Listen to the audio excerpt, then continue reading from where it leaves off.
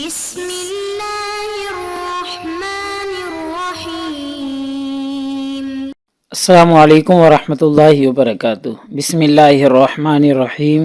عزیز طلباء کرام، ایم اے اسلامیات کی مضمون فقہ و اصول الفقہ کا آج ہمارا سبق نمبر 60 ہے، جس کا عنوان ہے فقہ اسلامی کے صحابہ کرام کے دور کی خصوصیات۔ نیا سبق شروع کرنے سے پہلے ہم پچھلے سبق یعنی سبق نمبر 59 کا خلاصہ دیکھتے ہیں۔ پچھلے سبق میں ہم نے فقہ اسلامی کے اموی دور کی خصوصیات پر بات کی تھی اور چند ایک خصوصیات کا تذکرہ کیا تھا، جن میں فقہ کا تاسیسی دور کہلاتا ہے، اموی دور۔ ایسے ہی ایک خصوصیت مسلمانوں کی باہم فرقہ بندیاں ہو گئی تھی اس دور میں، اور ایسے ہی ایک خصوصیت یہ رہی ہے اموی دور کی کہ احادیث کی روایت کا سلسلہ جاری ہوا تھا۔ ایسے ہی آجمیوں کی تعلیم و تربیت کی تیاری کی گئی تھی، رائے اور حدیث کو استعمال کرنے کی حد بندی مقرر کر دی گئی تھی اور اس کی حدود کو واضح کر دیا گیا تھا۔ یہ اموی دور کی ایک خصوصیت ہے۔ ایسے ہی ایک اور خصوصیت یہ ہے کہ قیاس، استحسان اور استصلاح وغیرہ اس طرح کے ماخذ کو استعمال کرنا شروع کیا گیا تھا، اور اس کے بعد سب سے آخر میں ہم نے اموی دور کے کچھ بڑے بڑے اور مشہور فقہا کا نام اور ان کا تعارف پڑھا تھا، جس میں کچھ جو مشہور فقہا مکہ مکرمہ سے تعلق رکھنے والے تھے، اور کچھ مشہور فقیہ مدینہ منورہ سے تعلق رکھنے والے تھے، اور کچھ کا تعلق شام سے تھا۔ آج کے اس سبق میں انشاءاللہ ہم فقہ اسلامی کے صحابہ کرام رضوان اللہ تعالی علیہم اجمعین کے دور کی چند خصوصیات پر بات کریں گے، جن میں پہلی خصوصیت یہ ہے کہ سیاسی و اجتماعی مسائل کی بھرمار ہو گئی تھی، اور ایسے ہی دوسری خصوصیت یہ ہے کہ پہلے دور کے مجموعہ کی وسعت کی طلب ہو گئی تھی، یعنی اس کی ڈیمانڈ پیدا ہو گئی تھی کہ پہلے دور میں جو احادیث کا جو علم کا مجموعہ تھا اس کو اب وسیع کرنے کی اور اس میں وسعت کی طلب اور ڈیمانڈ بڑھ گئی تھی۔ ایسے ہی ایک خصوصیت اس دور کی یہ ہے کہ جو فقہ کے ماخذ تھے، قرآن اور حدیث سنت وغیرہ، تو اب اس میں اضافہ کیا گیا، ضرورت کی وجہ سے اضافہ کیا گیا، تو ماخذ فقہ میں اجماع کا اضافہ کیا گیا۔ ایسے ہی ایک خصوصیت یہ بھی رہی کہ اس میں رائے یعنی کہ قیاس کا اضافہ کیا گیا۔ پھر ایسے ہی اس دور کی خصوصیت یہ بھی ہے کہ صحابہ کرام کے درمیان آپس میں اختلافات واقع ہو گئے تھے۔ آگے چل کر ہم اختلافات جو واقع ہوئے ہیں ان کے اسباب پر روشنی ڈالیں گے، اور ایک خصوصیت یہ رہی کہ فقہ واقعاتی اور عملی رہا، نظریاتی نہ بن سکا، یعنی فقہ کے وہ احکام ہی مستنبط کیے گئے، وہ مسائل ہی قرآن و حدیث سے نکالے گئے یا ان پر ہی اجتہاد کیا گیا جو صرف واقعاتی اور عملی تھے، جو امت کو، صحابہ کرام کو اس وقت پیش آ رہے تھے۔ ایسے واقعات جو فرضی ہوں، جن کا وقوع اور جن کا وجود ابھی نہ ہو، ایسے واقعات اور ایسے مسائل کی ابھی کوشش نہیں کی گئی کہ ان کا بھی استنباط کیا جائے، یعنی فقہ جو ہے واقعاتی رہا، عملی نہ بن سکا۔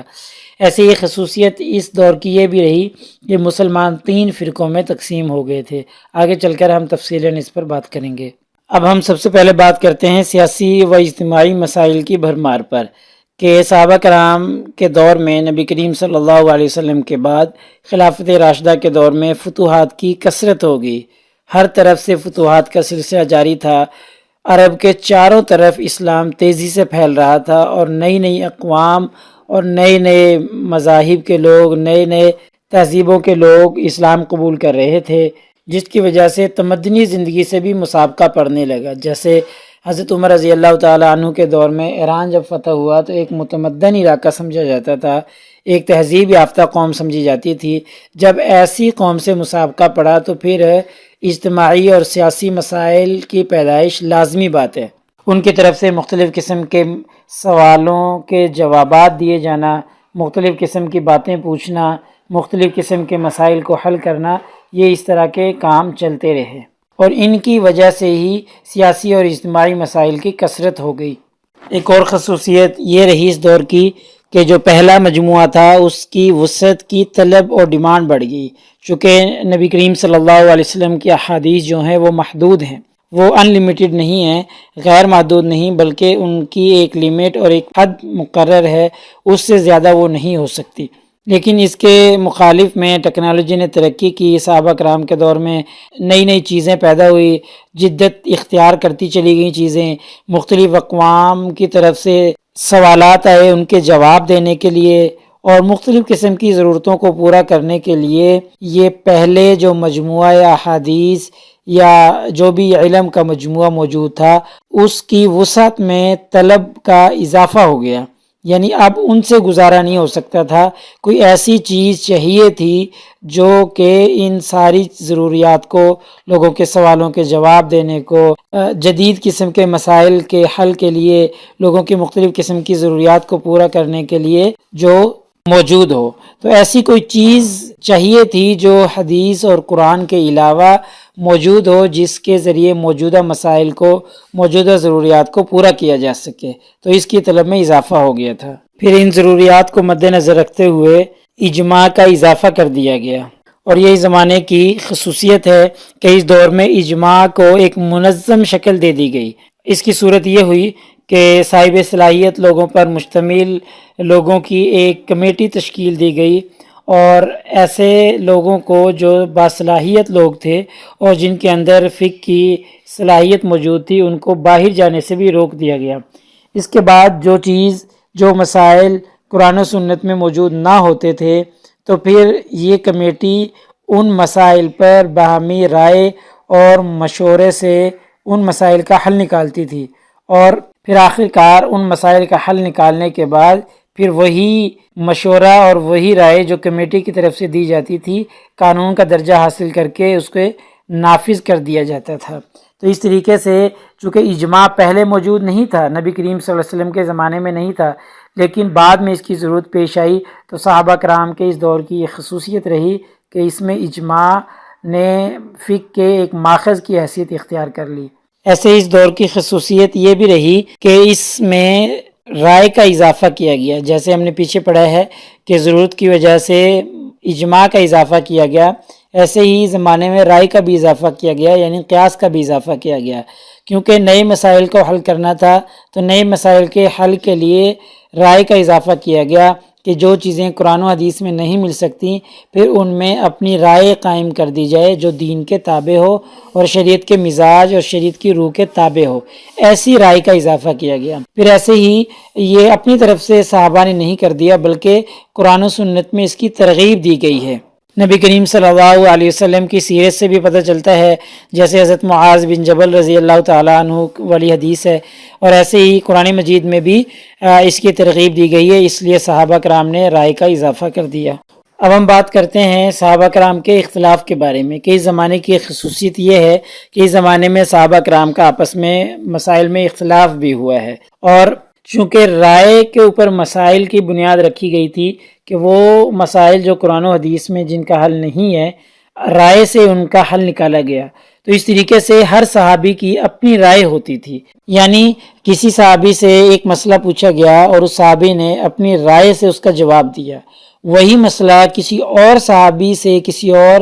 مفتی یا فقی صحابی سے پوچھا گیا تو انہوں نے اپنی رائے کو استعمال کرتے ہوئے اس مسئلے کا کوئی اور جواب دیا، تو اس طریقے سے صحابہ میں اختلاف واقع ہو گیا، چونکہ آراء مختلف ہو سکتی ہیں، اور جب آراء مختلف ہو سکتی ہیں تو پھر اختلاف واقع ہونا لازمی بات ہے۔ لیکن یہاں پر یہ بات مد نظر رکھی جائے کہ جو بھی صحابی اپنی رائے سے مسائل کا حل بتلاتا تھا وہ اپنی صرف ذاتی رائے سے نہیں بلکہ اس کی نظر میں مقاصد شرعیہ ہوتے تھے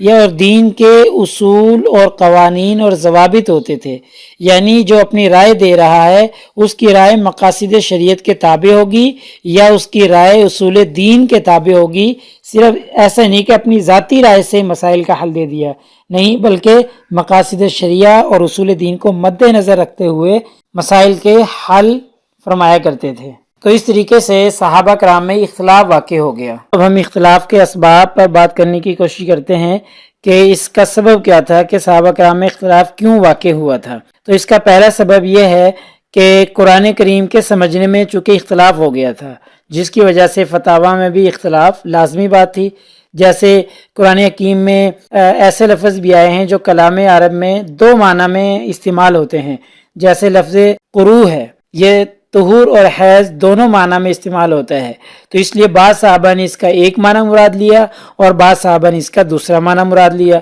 اس لیے ان میں آپس میں اختلاف ہو گیا۔ ایسے ہی موقع محل کی تعیین کے بارے میں بھی اختلاف ہو گیا۔ حضرت عمر رضی اللہ تعالی عنہ کے دیگر صحابہ سے بیشتر اختلاف اسی وجہ سے ہیں کہ موقع محل کی تعیین کا فرق ہوتا تھا۔ اسی آیت کو ایک صحابی کسی اور موقع کے لیے ثابت کر رہا ہے اور دوسرے صحابی کسی اور موقع محل کے لیے، تو اس لیے موقع محل کی تعیین کے بارے میں جب اختلاف ہے تو اس سے نکلنے والے مسائل میں بھی اختلاف واقع ہو گیا۔ ایسی دوسری وجہ اختلاف کی حدیث کے لا علمی کی وجہ سے تھا۔ جب حدیث کے بارے میں معلوم نہیں تو پھر فتووں میں اختلاف واقع ہو گیا۔ بعض حدیثیں ایسی تھیں کہ جو عام طور پر لوگوں کو یاد تھیں یا رسول اللہ صلی اللہ علیہ وسلم کا عمل لوگوں کے سامنے تھا، اور بعض ایسی احادیث بھی تھیں جو کم لوگوں کو یاد تھی یا 2-4 صحابہ کے سامنے نبی کریم صلی اللہ علیہ وسلم کا عمل تھا، یا بقیہ لوگ اس سے ناواقف ہوتے تھے، اور نہ ہی کوئی ایسی کتاب حدیث کی موجود تھی کہ جہاں رجوع کر لیں اور وہاں سے دیکھ کر حدیث دیکھ لیں، ایسا بھی کوئی ممکن نہیں تھا۔ تو کچھ حدیثیں ایسی ہوتی تھی جو عام طور پر لوگوں کو یاد ہوتی تھی، اور کچھ عام طور پر نہیں، صرف وہ چند لوگوں کو یاد ہوتی تھی۔ اس وجہ سے بھی صحابہ کرام میں اختلاف واقع ہو گیا۔ ایسی تیسری وجہ اختلاف واقع ہونے کی حدیث کے قبول کرنے میں اختلاف ہو جاتا تھا کہ کسی کے پاس کوئی حدیث پہنچی ہے تو جس ذریعے سے پہنچی ہے ایک صحابی نے تو اس ذریعے پہ اعتبار کر لیا، اعتماد کر لیا، لیکن اسی ذریعے اسی واسطے پر کسی دوسرے صحابی نے اعتماد نہ کیا اور اس حدیث کو چھوڑ دیا، تو اس وجہ سے فتووں میں اختلاف واقع ہو گیا۔ اسی طریقے سے رائے کی وجہ سے بھی صحابہ کرام میں اختلاف واقع ہوا ہے، چونکہ صحابہ کرام نے جو رائے کا استعمال کیا ہے وہ مسالے، اصول دین اور فقہ کی روح کو سامنے رکھ کر کیا ہے،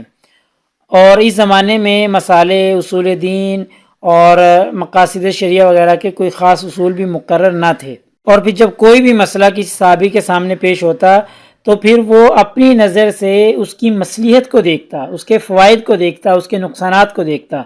تو وہ اپنی نظر سے جب دیکھتا تو ایک صحابی کی نظر میں کوئی اور مصلحت آ جاتی اور دوسرے صحابی کی نظر میں کوئی اور مصلحت آ جاتی، چونکہ مصلحت میں اور دیکھنے میں تو کوئی پابندی نہیں ہے، آزادانہ رائے تھی، اپنی نظر سے دیکھ سکتے تھے کہ اگر فائدہ ہے تو حکم دے دیا جائے، نقصان ہے تو منع کر دیا جائے۔ تو ہر صحابی جب اپنی نظر سے مصلحت تلاش کرتا تو پھر اس وجہ سے بھی چونکہ کسی صحابی کی نظر میں کوئی اور مصلحت نکلتی، دوسرے صحابی کی نظر میں کوئی اور مصلحت، تو پھر اس وجہ سے بھی صحابہ کرام کے فتووں میں اختلاف واقع ہو گیا تھا۔ ایسے ہی صحابہ کرام کے دور کی ایک خصوصیت یہ بھی رہی کہ اس دور میں جو فقہ تھی وہ واقعاتی اور عملی تھا، یعنی کہ ایسے مسائل کا استنباط کیا گیا جن کی ضرورت تھی اور جو پیش آ رہے تھے، اور